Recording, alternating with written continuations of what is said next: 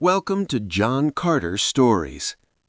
I need you to stop scrolling for just a moment, because what I'm about to tell you changed everything I thought I knew about love, trust, and the person sleeping next to me for nearly 4 decades. I made a decision that cold morning in March. I drove across town to a luxury apartment building in downtown Philadelphia, not to start a fight, not to lose my temper, but to look a man in the eyes and ask him one question that had been destroying me from the inside out for 3 solid months. When that door swung open and I saw what was standing in front of me, every single muscle in my body locked up like concrete. But I'm getting way ahead of myself here. My name is Thomas Mitchell. I'm 62 years old. For 38 years, I carried a detective's badge with the Philadelphia Police Department. I've sat across from killers, tracked down con artists who could sell ice to Eskimos, and witnessed the absolute worst that human beings are capable of doing to each other. I honestly thought I'd seen it all, every lie, every betrayal, every scheme. I was so incredibly wrong. Because nothing, and I mean nothing, can prepare you for the moment you discover that the person you've loved for 35 years, the woman you built an entire life with, the mother of your children, has been living a complete double life right under your nose, and you never saw it coming. Please subscribe and like this video, and listen to my story till the end. Let me know which city you're listening from in the comments. That way I can see how far my story has traveled. Because maybe, just maybe, someone else needs to hear this. It all started on a Tuesday evening in March. Just a regular Tuesday. I'd gotten back from my morning walk with Cooper, our golden retriever we adopted 5 years back when I finally hung up the badge and retired. Elizabeth, my wife, was supposed to be at her book club that morning. Every Tuesday morning for the past year, like clockwork. At least that's what she told me. That particular morning, Cooper had been pulling me hard toward the park where Elizabeth's book club supposedly held their meetings. You know how dogs get when they're excited. That's when I saw her. She was sitting in a coffee shop across the street from the park, but she wasn't surrounded by middle-aged women discussing novels and drinking lattes. She was with a man I had never laid eyes on before. He was younger, maybe mid-30s, with perfectly styled dark hair and a suit that probably cost more than my monthly pension. They weren't just talking. His hand was resting on top of hers across that small table. She was laughing, really laughing, the kind of laugh that lights up your whole face, the way she used to laugh with me when we first started dating back in the 80s. That sound I hadn't heard directed at me in, God, I don't even know how many years. I just stood there on that sidewalk, completely frozen, while Cooper kept tugging at his leash, wanting to keep walking. Part of me, the husband... I saw something yesterday morning, Tommy. I need to know if it's what I think it is. I need to know the truth. All right, brother. Send me her photo and her usual schedule. I'll start today. For the next 2 weeks, I went through the motions of my regular retired life like an actor playing a role. I walked Cooper every morning. I worked on restoring the old Mustang in the garage. I watched baseball games on TV. I played the part of the retired detective enjoying his peaceful golden years. All while Tommy fed me detailed reports that felt like knives stabbing deeper into my chest. Tuesday, subject met with unknown male identified as David Richardson, age 35, at the same coffee shop. Duration, 2 hours, 17 minutes. Thursday, subject met Richardson at the Marriott Hotel downtown, entered at 2 p.m., exited at 5 p.m. Following Tuesday, same hotel, same approximate time frame. Each report felt like another betrayal, but I kept my poker face intact. I'd spent decades sitting across from murderers and rapists in interrogation rooms. I knew how to hide what I was feeling.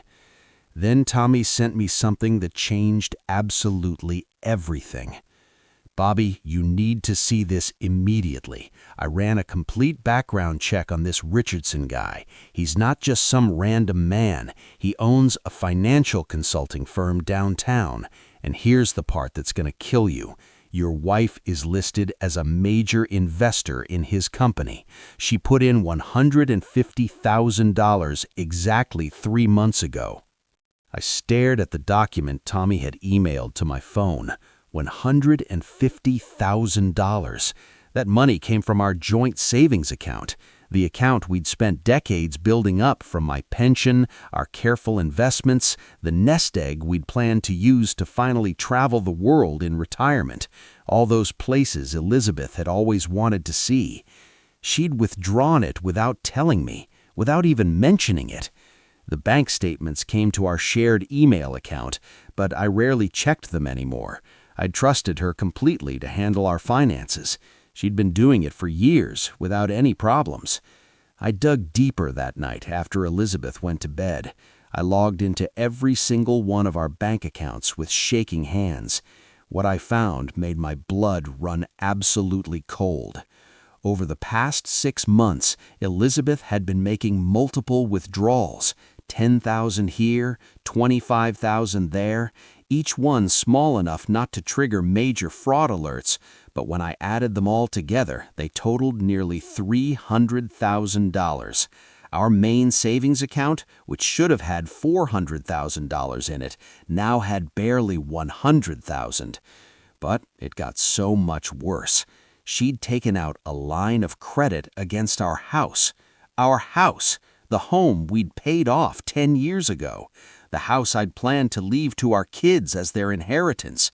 She'd borrowed $200,000 against it, without my signature, without my knowledge, without my permission. How the hell was that even possible? I looked closer at the documents Tommy had somehow obtained. My signature was right there on the application. Forged. Expertly done, I'll give her that, but forged.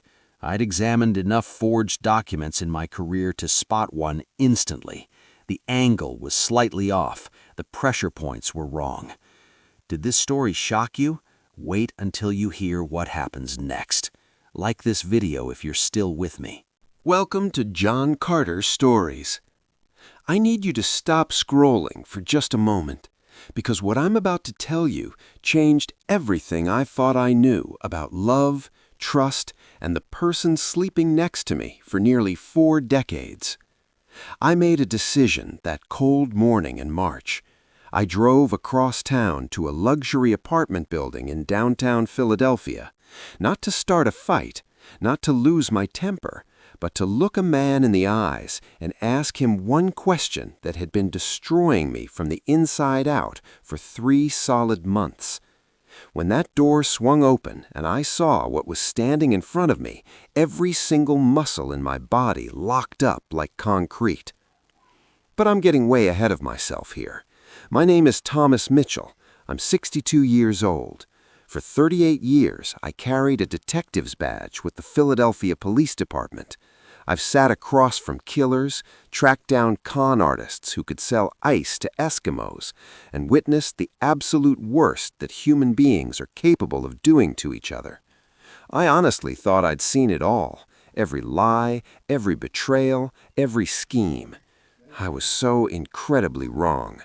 Because nothing, and I mean nothing, can prepare you for the moment you discover that the person you've loved for 35 years, the woman you built an entire life with, the mother of your children, has been living a complete double life right under your nose, and you never saw it coming.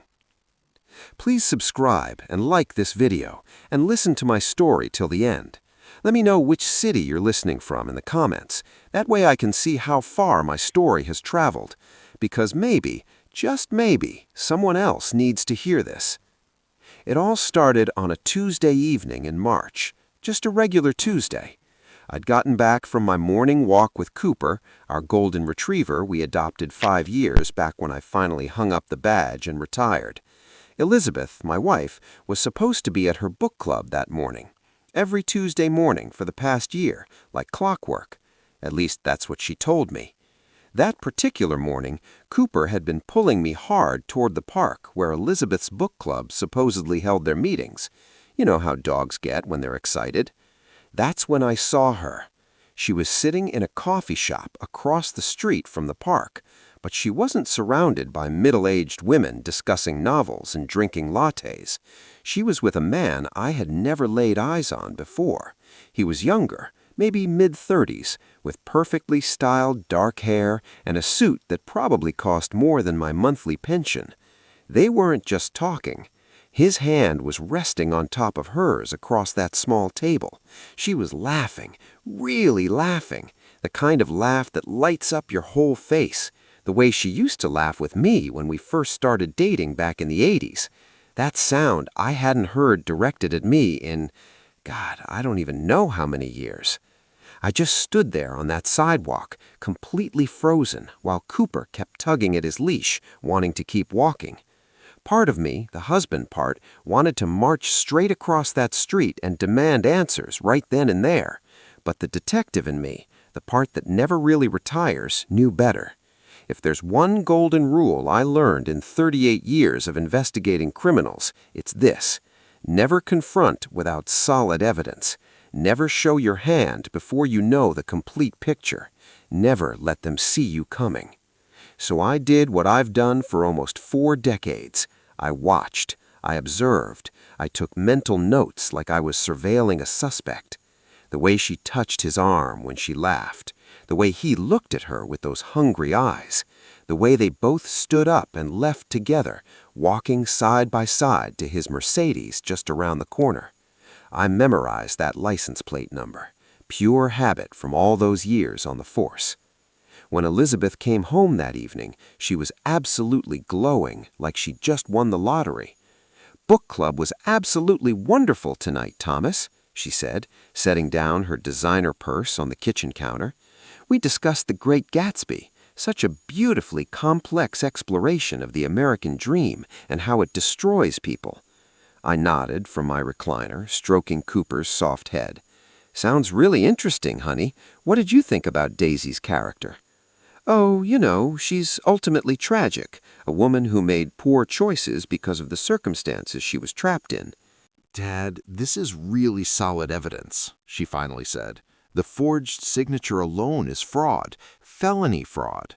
The text messages show clear intent to defraud you. The affair gives us grounds, but we need even more. We need to show the full pattern, the affair, the financial planning, everything. When we present this case, whether in court or in negotiations, it has to be absolutely airtight, no room for doubt." "What do you suggest, sweetheart?" "Keep gathering evidence. Document absolutely everything. Every lie, every meeting, every transaction. And Dad," she looked at me with tears streaming down her face, "I'm so sorry this is happening to you. You don't deserve this." I hugged my daughter tight. "I'm sorry you and your brother have to deal with this. I'm sorry you have to see your mother this way." Over the next month, I became like a ghost in my own life.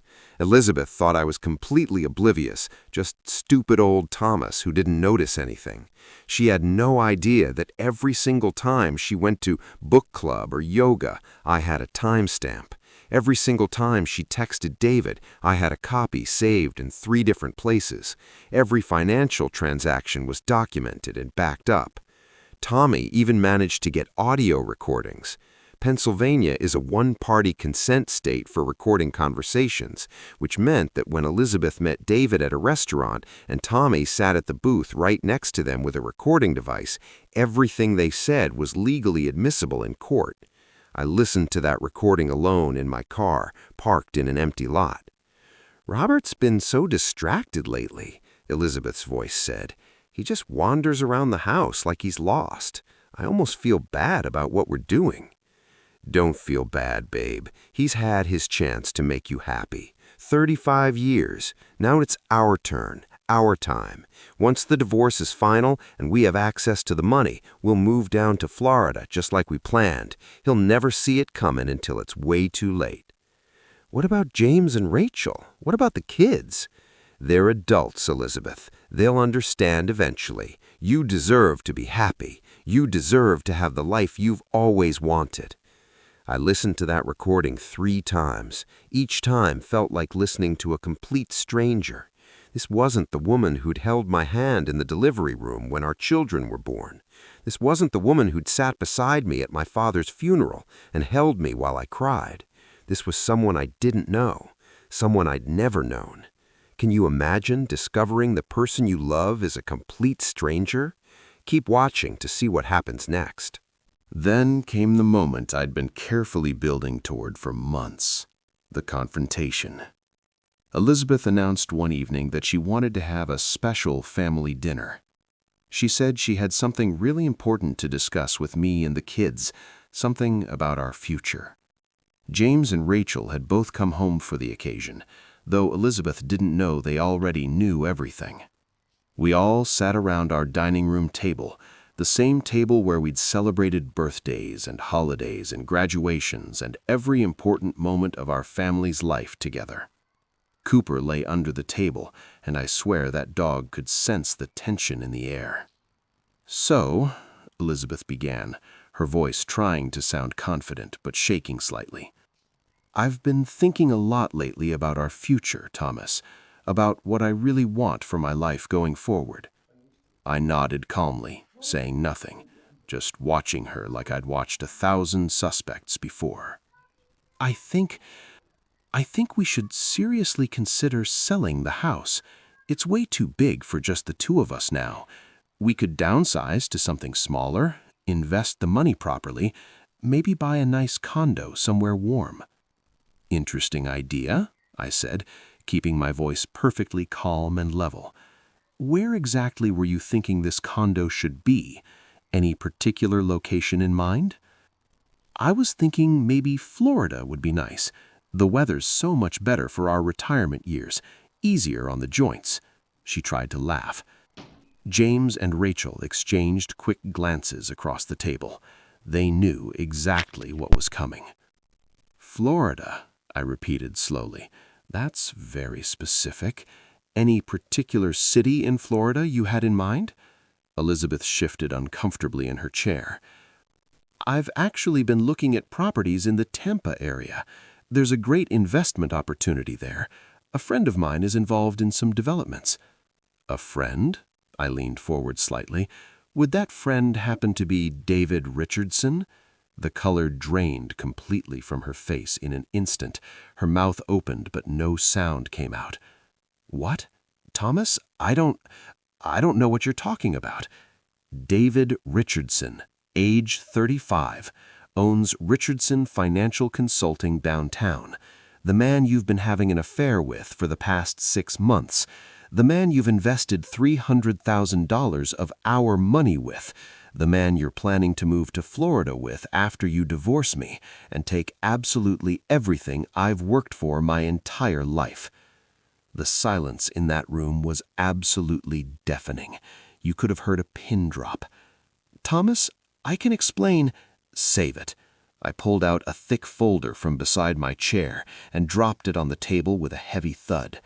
"This is a copy of every single text message between you and David, every bank statement showing the money you stole, every photograph of you 2 together, every piece of evidence showing that you've been systematically defrauding me for months.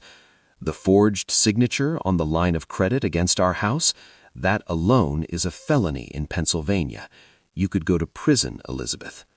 Elizabeth stood up so fast her chair scraped loudly across the floor. "You had me followed? You invaded my privacy. You went through my personal things?" "I protected myself from a thief," I said coldly, "because that's exactly what you are, Elizabeth, a thief and a fraud, a criminal." "Mom," Rachel said quietly, her voice breaking, "how could you do this? How could you do this to Dad, to us?" Elizabeth turned to our daughter, tears now streaming down her face. "You don't understand, Rachel. None of you understand. I've spent my entire adult life taking care of this family. I never got to follow my own dreams. I never got to do what I wanted to do. I deserve to be happy. I deserve that much." So you steal from Dad? So you forge legal documents? So you lie to all of us for months? That's how you find happiness? It's not like that. Then what is it like? I asked, my voice deadly calm, the same voice I'd used in 100 interrogation rooms. Explain to me how you justified embezzling $300,000 from our joint accounts. Explain how you justified forging my signature on... Her face went completely white. That's not true. You're lying. You're making that up. I pulled out another document from my folder. This is a police report from 2019. David Richardson was investigated for financial fraud involving a divorce case in Newark. The case was eventually dropped due to insufficient evidence, but the pattern is crystal clear.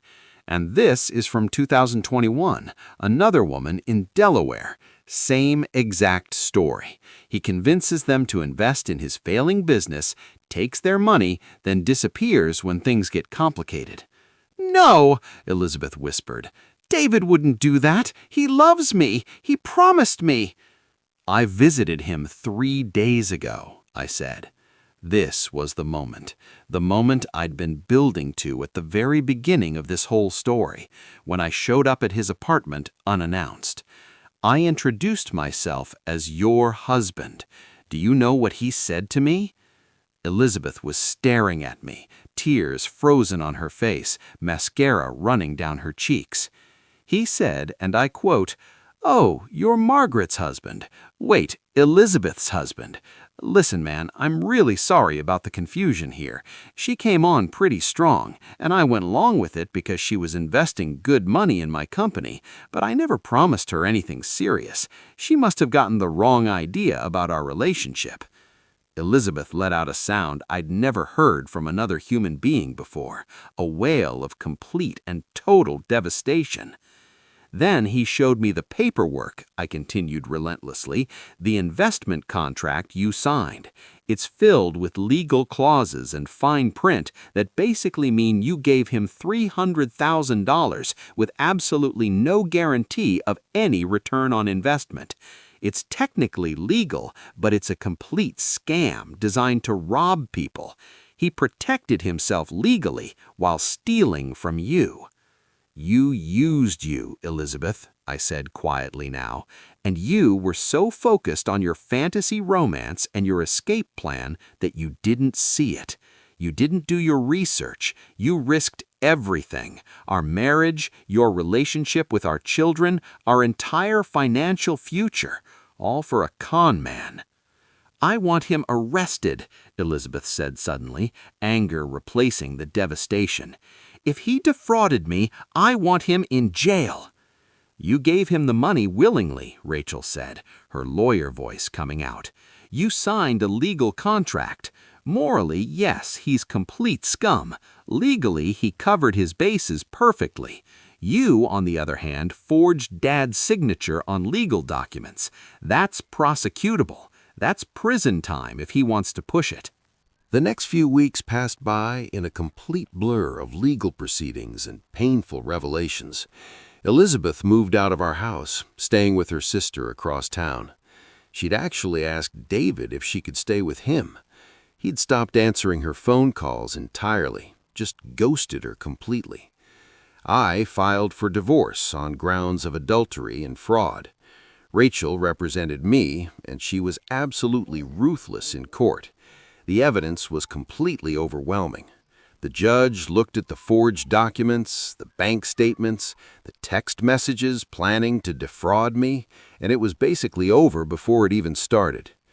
The settlement was brutal for Elizabeth, absolutely brutal. She got nothing from the house, zero. I kept every penny of our remaining savings. She had to agree to repay the $300,000 she'd stolen, though realistically I knew I'd probably never see most of that money again. The money David had taken was effectively gone forever.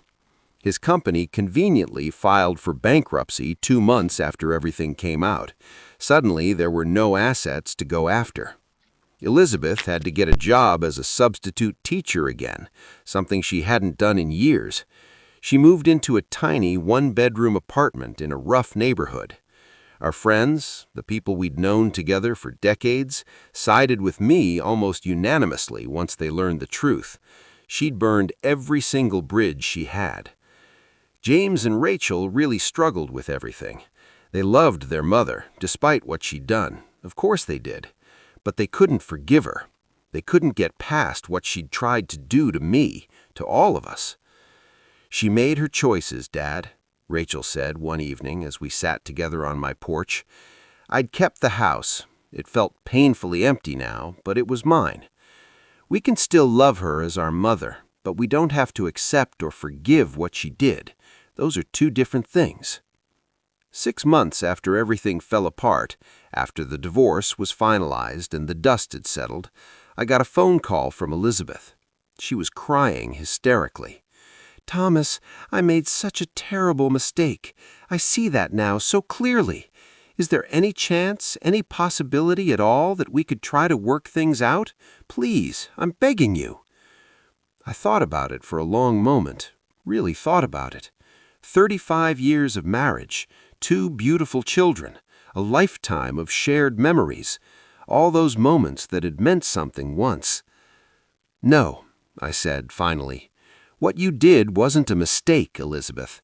A mistake is forgetting to buy milk at the store. What you did was a series of conscious, deliberate choices made over many months to betray me, steal from me, and destroy everything we built together. I can forgive a lot of things in this life, but I can't forgive that."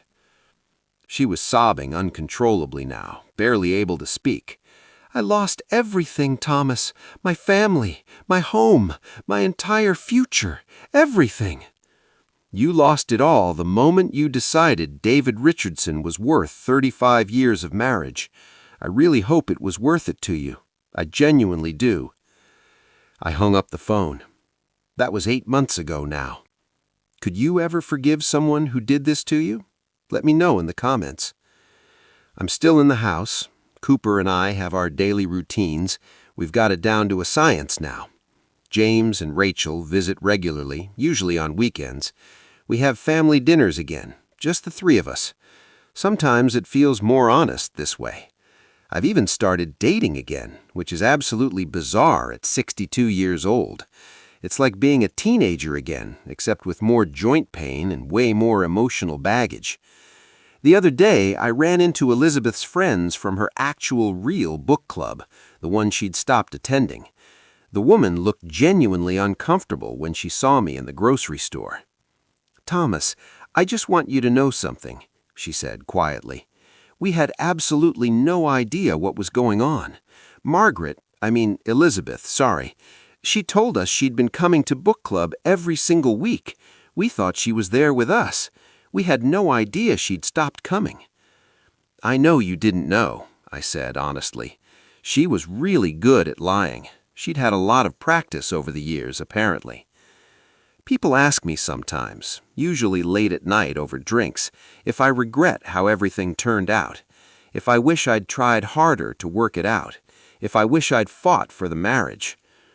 Here's what I tell them, and I mean this from the bottom of my heart. I spent 38 years of my life upholding the law. I investigated criminals. I put away people who hurt others, who stole from innocent people, who lied and cheated and destroyed lives. When I discovered my own wife was doing exactly those same things, I couldn't just pretend it didn't matter because I loved her. I couldn't look the other way just because she shared my last name. Trust isn't something you break into a million pieces and then just glue back together like nothing happened. It's like glass, really. Once it shatters completely, you can spend years picking up the pieces, but you'll never make it whole again, and you'll cut yourself trying. Elizabeth gambled our entire life together on a con man and a fantasy. She made that choice. Last week, something unexpected happened. I was at the hardware store picking up supplies to build a new and bigger doghouse for Cooper. He's getting older, and I wanted him to be more comfortable. A woman around my age struck up a conversation while we were both looking at wood stain options.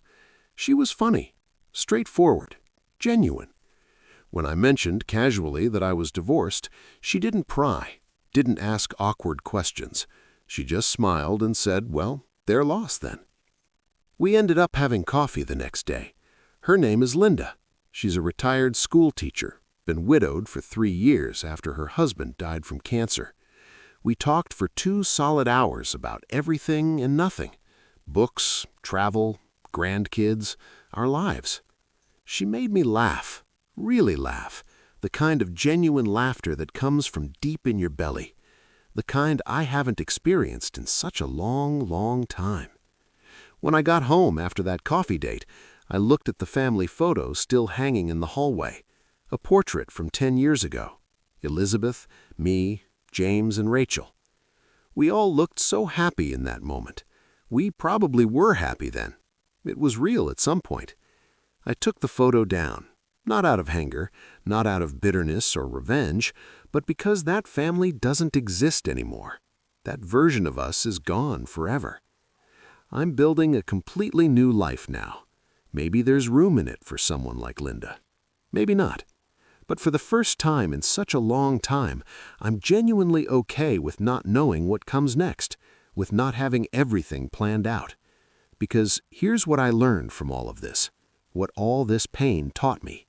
You can spend 35 years with someone and still not really, truly know them. You can build an entire life with someone and they can systematically dismantle it in just a few months. You can trust someone completely with your whole heart and be completely betrayed. But you know what else I learned?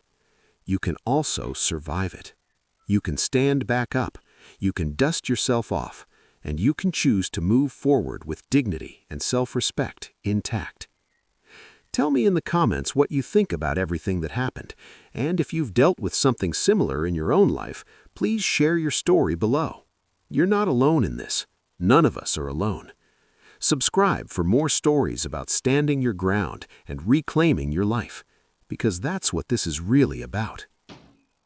I decided to visit David Richardson that day, not because I wanted revenge or violence, not because I wanted to fight him or hurt him, but because I needed to look him directly in the eyes and see exactly what kind of man had destroyed my marriage, what kind of person could do this to another human being. What I saw was exactly what I expected to see. A con artist, a professional liar, a user who'd done this before and would probably do it again. And when I showed Elizabeth the real truth about him, part of me genuinely hoped she'd realize what she'd thrown away, what she'd sacrificed for nothing. But you know what? It doesn't even matter anymore. Not really. She made her choice. I made mine. And I'm completely okay with that now. Some nights I sit out on the porch with Cooper, watching the sunset over Philadelphia, painting the sky in oranges and purples and reds, and I think about everything that happened, all the lies, all the betrayal, all the pain that felt like it would never end. And then I think about how I handled it, with evidence, with dignity, with the same methodical, careful approach I used for 38 years investigating crimes and finding the truth. I didn't scream, I didn't beg, I didn't fall apart or lose myself. I built my case piece by piece. I presented the evidence, and I won. Not just in court, but in life, in the way that really matters. Because at the end of the day, the person I have to live with, the person I see in the mirror every single morning, is myself. And I can look directly in that mirror and know with absolute certainty that I did the right thing, the moral thing, the just thing. Elizabeth can't say the same. And that's her burden to carry now. Not mine. Not anymore. I'm free.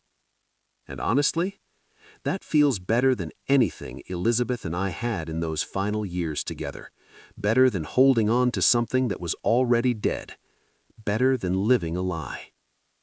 So, if you're going through something similar right now, if someone you trusted has betrayed you, here's my advice. Document everything.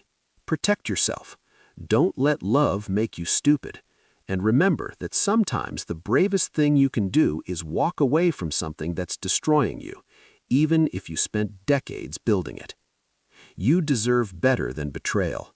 You deserve honesty. You deserve respect.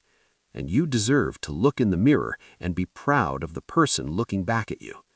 That's worth more than any marriage, any relationship, anything. If this story meant something to you, if it helped you in any way, please hit that subscribe button. Share this with someone who needs to hear it. And remember, you're stronger than you think you are. Cooper just nudged my hand with his nose. I think it's time for our evening walk, our routine, our life. And you know what? I wouldn't trade this simple, honest life for anything in the world. Not anymore.